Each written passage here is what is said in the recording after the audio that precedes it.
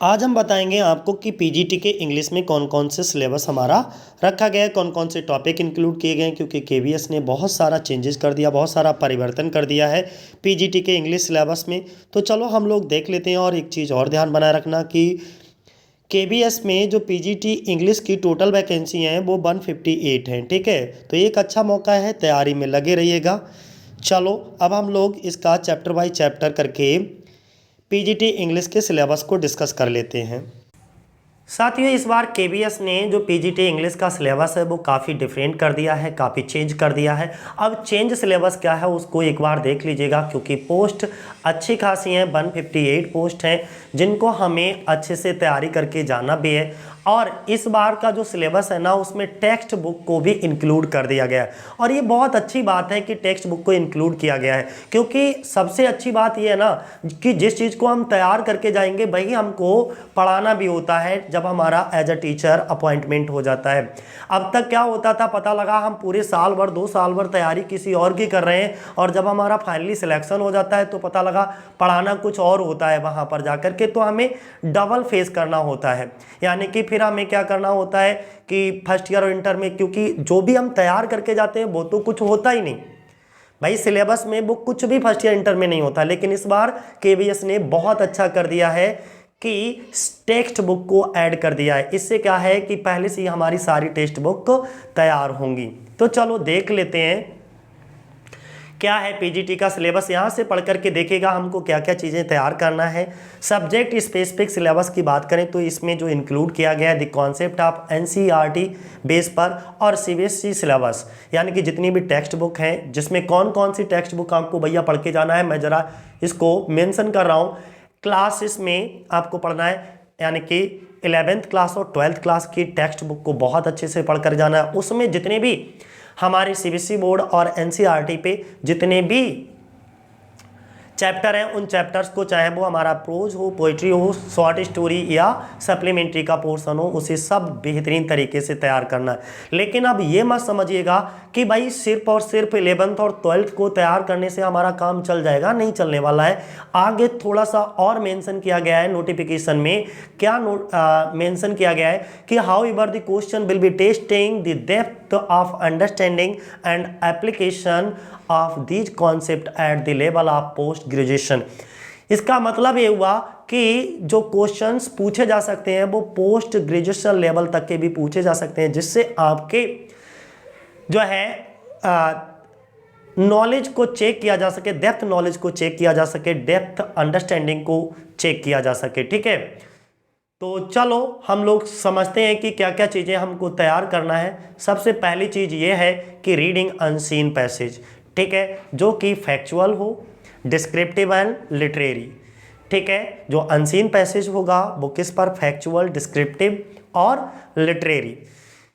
To S is comprehension, इसके बाद में interpretation, inference and vocabulary, unseen case, based passage with verbal visual inputs like statistical data, फिर chart, ये सब वहां पर होंगे। इसके बाद सेकेंड टॉपिक की अगर हम बात करें तो सेकेंड टॉपिक हमारा कौन सा होगा, नोट मेकिंग का होगा, जिसमें समराइजेशन बेस्ड ऑन पैसेज, ठीक है। नोट मेकिंग हम लोग जब first year inter 12th level पे हैं तो बहुत अच्छा करके ये बताया जाता है, सब बेहतरीन तरीके से, ठीक है। क्रिएटिव राइटिंग स्किल से कुछ क्वेश्चंस आएंगे, जैसे notice, formal, informal, invitation and reply, ये सब आपके फॉर्मल ऐसे, फॉर्मल, इसके बाद इनफॉर्मल, इनविटेशन एंड रिप्लाई, ये सब राइटिंग स्किल से रिलेटेड रहेगा। जिसमें अगर हम बात करें फॉर्मल लेटर हो जाएगा, इनफॉर्मल लेटर हो जाएगा, इनविटेशन और reply, letter based on verbal visual input, article, report writing, descriptive and analytical in nature based on verbal input. और इसके बाद क्लासिकल एडवर्टाइजमेंट, पोस्टर बनाना, राइटिंग इन स्पीच और 120 and 150 words based on verbal. इसके बाद visual clues related to the some contemporary age appropriate topic. फिर next debate on contemporary topical issues,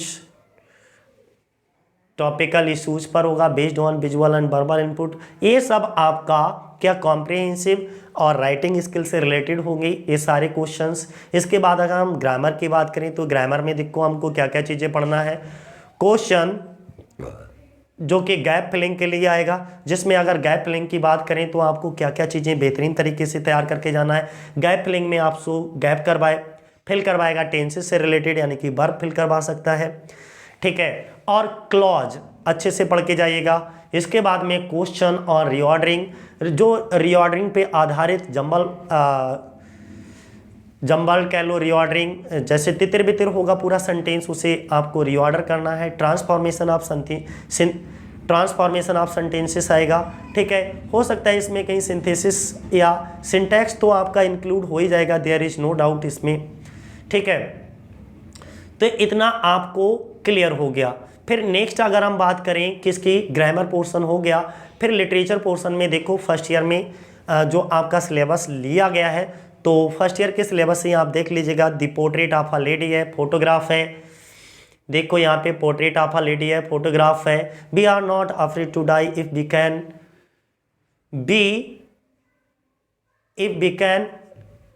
be together.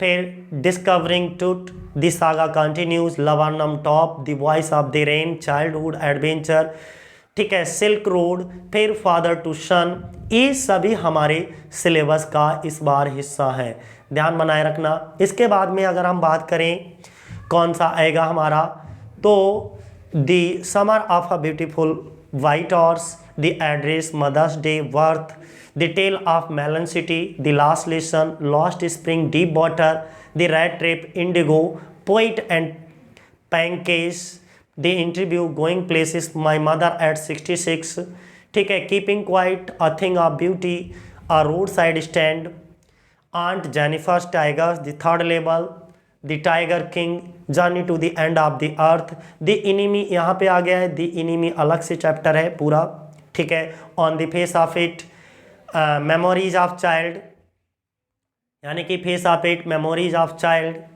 इसके बाद the cutting of my long hair, we too are human beings.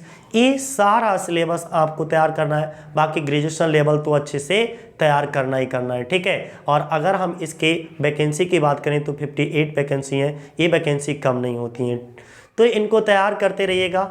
ये बहुत अच्छी बात है कि सिलेबस में इतने सारे चेंजेज हैं और एक अच्छे चेंजेज हैं, इनको हम अच्छा चेंजेज कहेंगे, ठीक है। तो आज के लिए इतना ही। जय हिंद, जय भारत साथियों।